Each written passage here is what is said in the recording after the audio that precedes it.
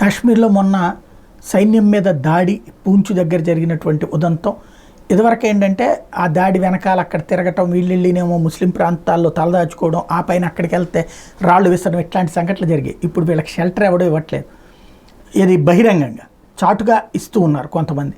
ఇప్పుడు అలాంటి వాళ్ళని పట్టుకునేటటువంటి క్రమం కొత్త సీను జమ్మూ కాశ్మీర్లోని పూంచ్ జిల్లాలో ఈ 4వ తేదీన భారత వైమానిక దళం కాన్వాయ్పై దాడికి పాల్పడిన 3 ముష్కరుల్ని భద్రతా బలగాలు గుర్తించినాయి. ఆ తర్వాత విక్కీ పహాడే అనే కార్పొరల్ మృత్యువాత పడగా ఆయన సహచరులు మరో 4 గాయాల పాలయ్యారు. ఉగ్రవాదుల్ని పాక్ ఆర్మీ మాజీ కమాండో ఇలియాస్, పాక్కే చెందిన ఉగ్రవాది హదూన్, లష్కర్ తోయిబా కమాండర్ అబూ హమ్మా అని తేల్చారు.